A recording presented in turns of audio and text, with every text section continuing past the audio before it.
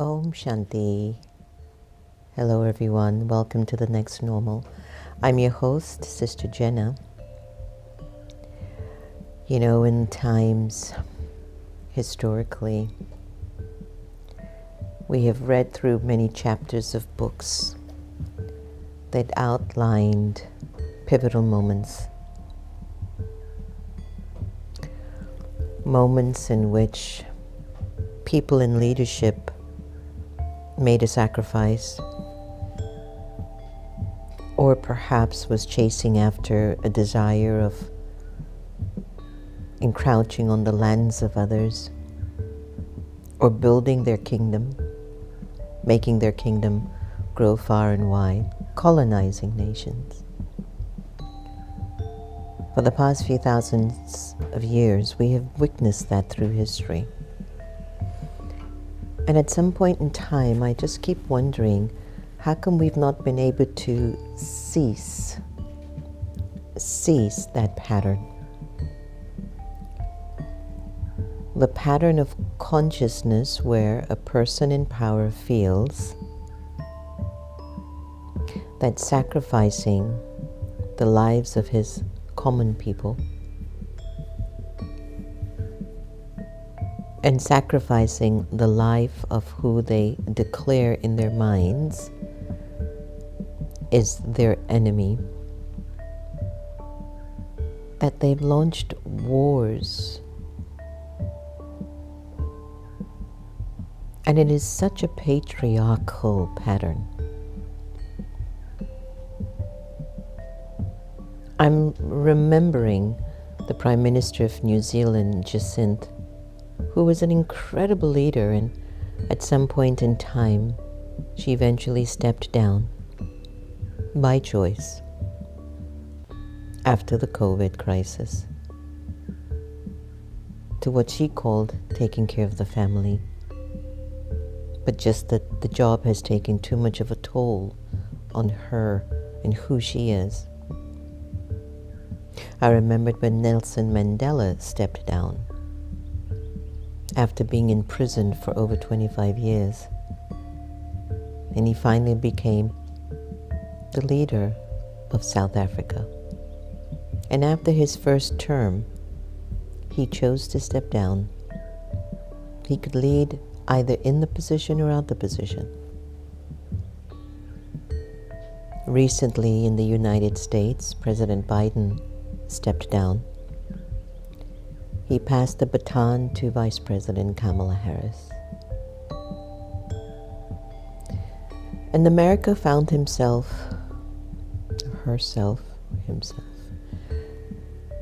in a consistent war in the Middle East. And have you ever been in a situation in your own life where you had to compromise or accommodate a particular side, whether it was a family member, whether it was someone at work or a project, whether it was just standing in the line at the supermarket, you just accommodated the person who was pushing behind you. Belly up, you first, it's okay. Even if you didn't want to. But for the sake of peace, for the sake of accommodating the weaker side, you supported them because there was no other support. They're still part of your family. They're still in your company. It's still your country. It's still your world. And I know that there's been a lot of blame for the U.S. supplying money, weapons to countries. And I think when we dig deep,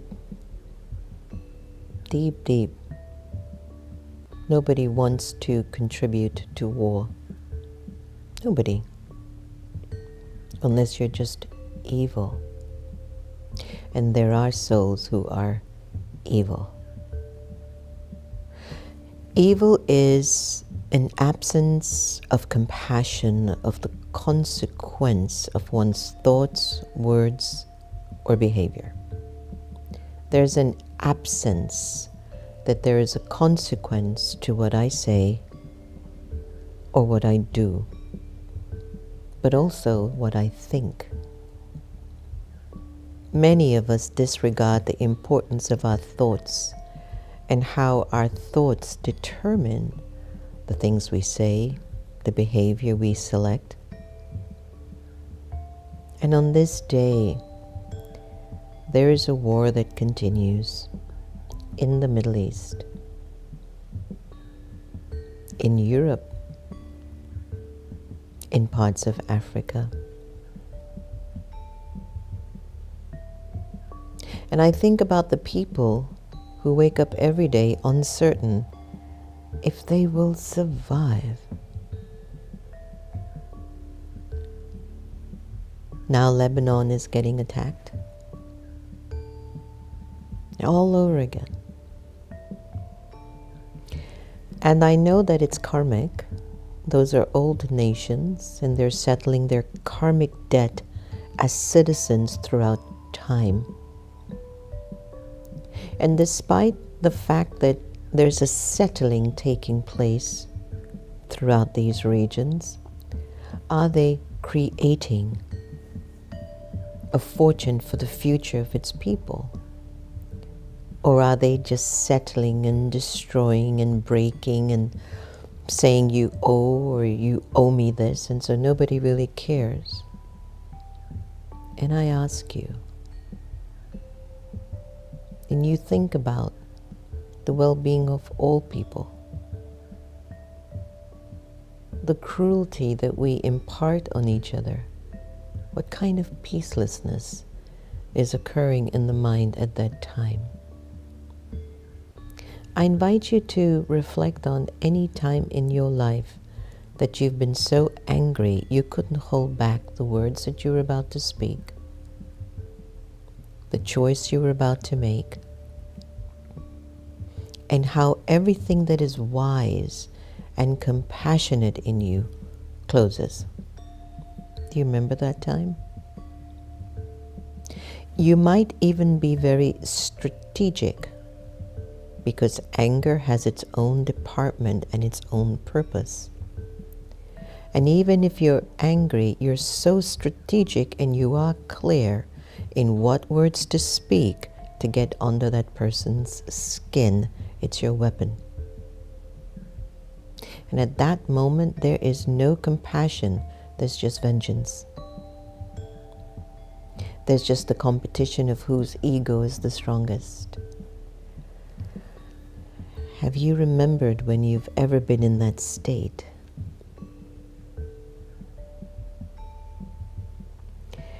And remember what the picking up and cleaning up process required. Sometimes silence after the storm. Sometimes regret after the storm. Sometimes expectation that the other person should apologize for their behavior after the storm. And you can live for a long time waiting for someone's apology and never identify or recognize the pain and the hurt you are causing yourself by holding on to that expectation from the other side. So what is the solution? Look at your own life when you've had a moment of anger or rage or ego or jealousy, wishing it was you instead of them. I've traveled to 97 countries. I have seen a lot of people. I have met a lot of souls. And you know what? Everyone's the same. They desire to be respected, loved, seen.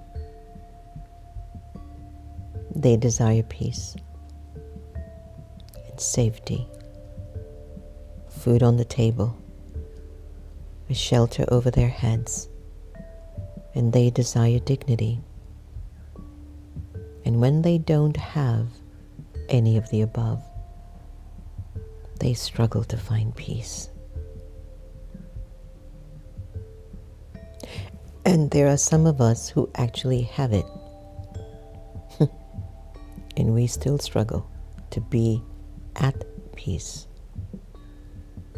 So what's the difference between the two? The ones that don't have it are peaceless. The ones that do have shelter, food, and safety are too peaceless. So it's his interior job, isn't it? It's an interior assignment, isn't it? And when we look at the TV and we see what's happening in Gaza, in Lebanon, in Ukraine, in Sudan, in the Congos,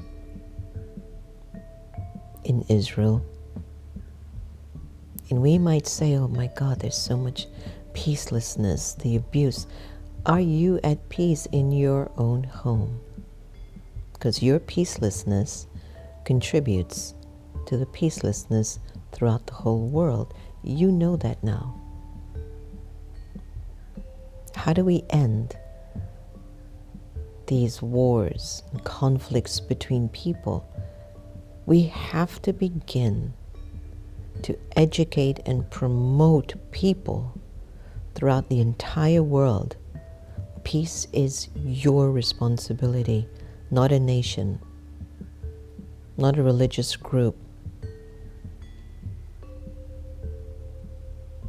Peace is an internal responsibility. How do you find peace if there are bombs dropping in your backyard? I don't quite know. I've not been in that scenario. But as a person on my spiritual journey, I have felt that those bombs dropped in Lebanon, Gaza, wherever they are dropping, it's my backyard. And the only thing that I have access to is the way I can view this moment. And I've been in challenging situations, and I have turned to my inner peace. And by turning inwards for my inner peace, I found solutions. I attracted a person or a thing to come to my rescue. And our next normal today is dedicated to everyone who is seeking peace.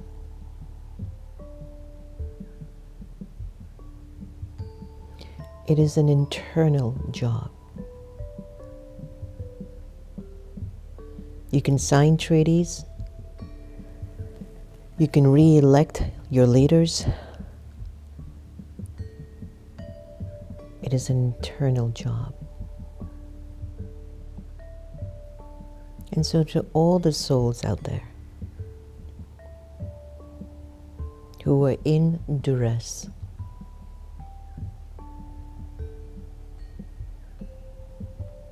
wherever you are,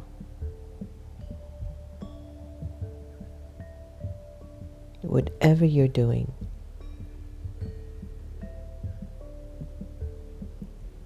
recognize, realize the soul's original power. Religion, state,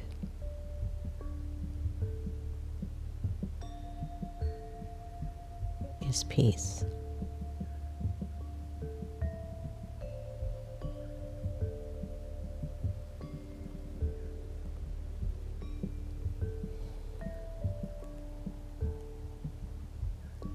in your awareness of this, your interior peace will spread the vibration of peace in your homes, your city, your country, throughout the world, because no one has tried that. There are still wars today.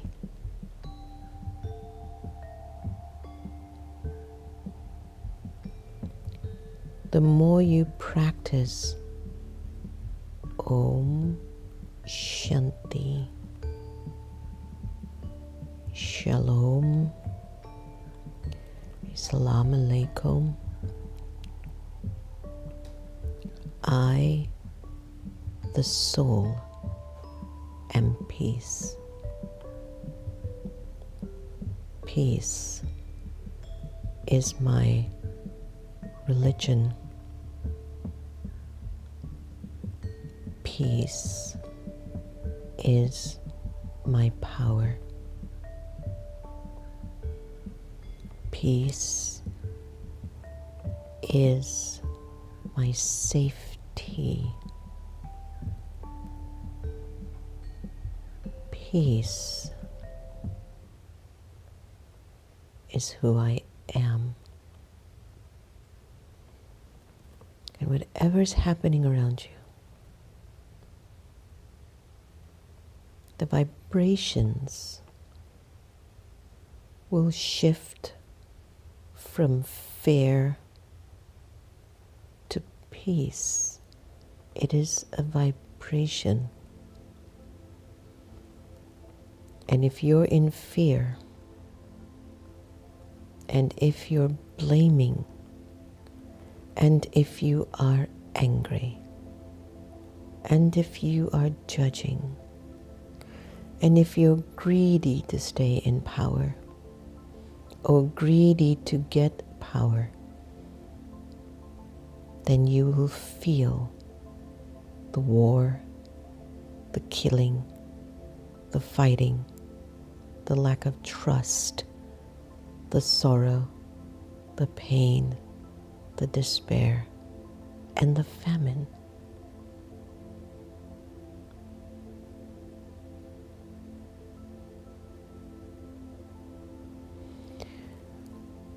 This is our call to you.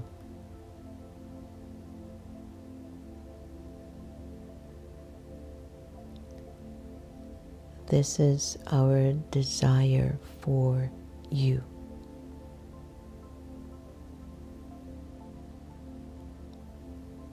That may every nation inspire their citizens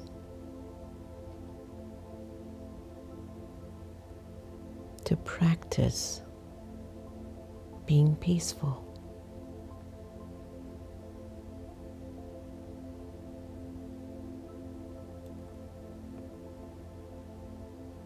To make it a national law. That every day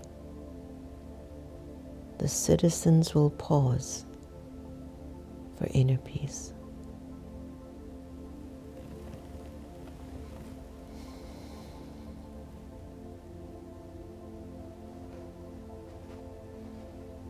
For everyone who is tuning in today, I invite you every day, even if it's twice a day, consciously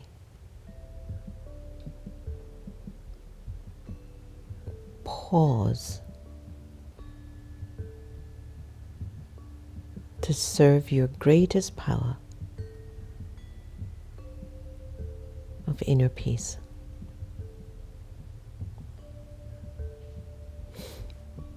The experiment has never happened.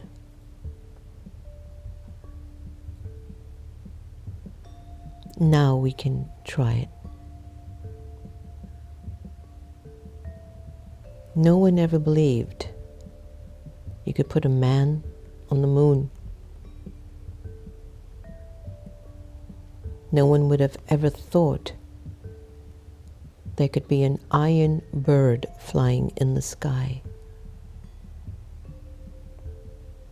No one would have ever imagined you could construct a bridge that can span for 7 miles. No one ever thought you could take a submarine to the depths of the ocean. But they did.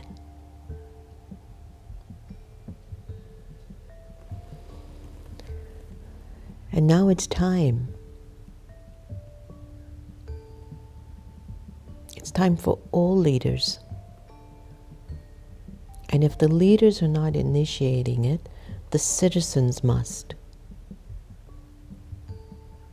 It's time for citizens to wake up and recognize inner peace benefits all.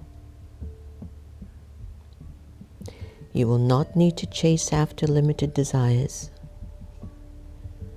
There will not need to be 1 to 4% of the richest people in the world making the decisions of an economy.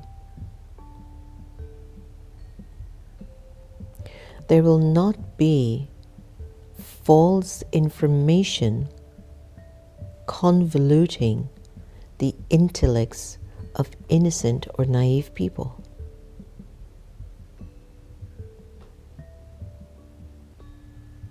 But if you practice and you trust that your inner peace has the power to end wars, then let's do it.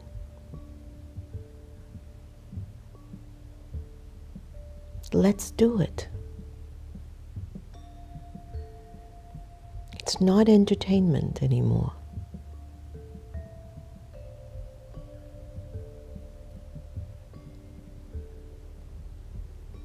We're God's children.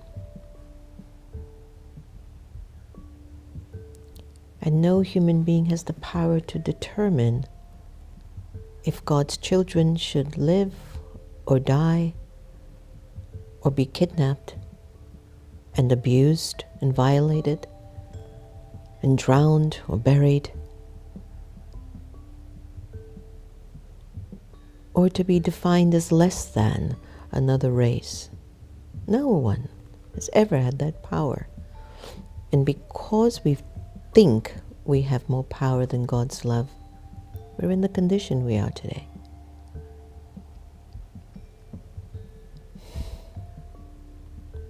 We have to destroy the ego and the attachment that fuels the anger and the vengeance and the hate.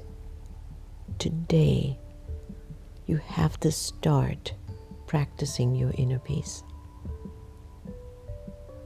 May all souls seeking peace find it. Turn inwards. It's right there. That vibration will spread. Your neighbor, man across the street, the other city. It's a butterfly effect. Do it. Do it. And if you don't know how to stimulate your inner peace, practice good wishes and pure feelings. If you can't do that, wish souls to be benefited. You'll experience your inner peace.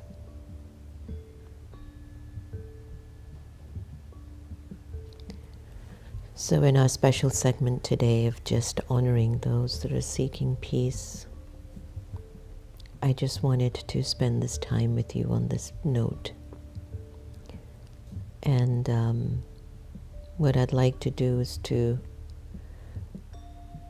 I'm going to skip AI today, because I think I've been very clear.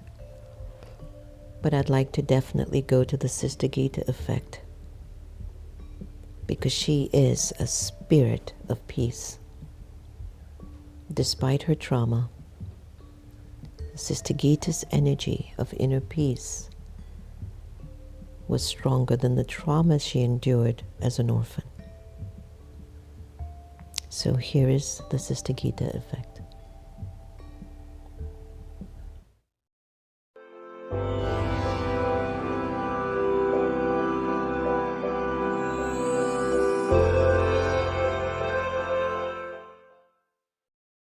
Hello, good morning, and Om Shanti. So today we demonstrated the virtue of adaptability with all the little stuff going on this morning. We were all peaceful and stable. So this shows something is happening. So have the right thoughts. So where is this treasure? Please give me the map. How do I find it and hold it in my lap? Keep peace in your mind. As I said at the start, when the mind is at peace, then love fills your heart. Peace makes you stable, and love makes you secure. Then happiness is yours. This will surely occur. If you think the right way, then you'll feel the right way. The mind becomes quiet, and all thinking ceases. Your heart feels love and heals the broken pieces. The incredible irony is, to be free from all thought, you must begin by thinking rather than by not. When the soul is weak, negative thoughts are the norm. It is this way of thinking that causes mental storms. If you want to be happy, you must strengthen the soul. You must think in a new way and let go of the old. Every time a negative thought comes into your mind, you must replace it with another. So replace it with a thought that is kind. Make use of the wisdom you have just learned to make sense of situations and keep from getting burned. You have to use your mind in a beneficial manner and no longer entertain negative internal banter. I was quiet for a moment, digesting what she said, and then a negative thought came into my head. I wasn't quite sure if I should share what I'd thought. It may seem as if I hadn't learned what she had taught, but she had told me to ask. This was her suggestion. This was my chance. I had to ask every question. So I said, think positively is what I heard you say. Forgive me for saying so, but isn't that a cliche? Others say, think positively. This I do not doubt. But I give you something positive of which to think about. I have told you about the divine, that you are a soul. Everything will work out, and happiness is your goal. I have told you why things happen, that nothing in life is unfair. Now I'll tell you this, since you've asked me to share. Positive thoughts are good, but the right thoughts you need. Thoughts based on wisdom, these thoughts are the seed. The fruit of these thoughts is love in the heart. Then happiness will come. So right thoughts are the start.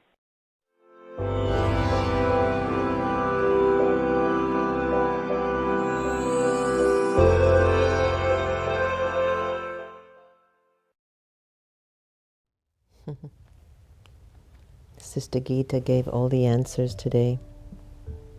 Did you hear her class today, her sharing? Was so beautiful, no?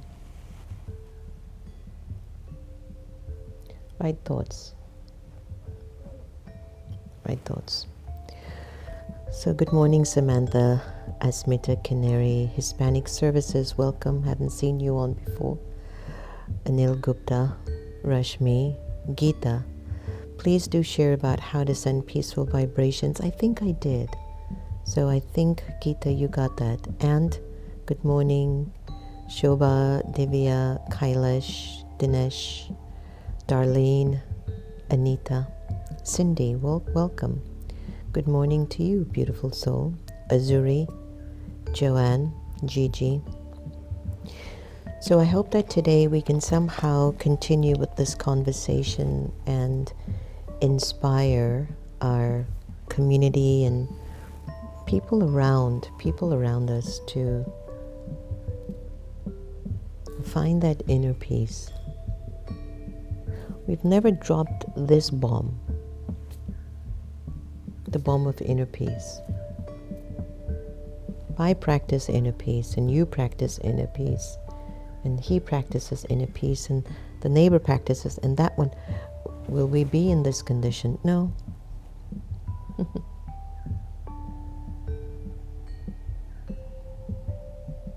May those who seek peace find it. Thank you so much for joining us on the next normal. Keep practicing to love everyone the same. Your attachments will reduce and love will increase in your heart. Take care.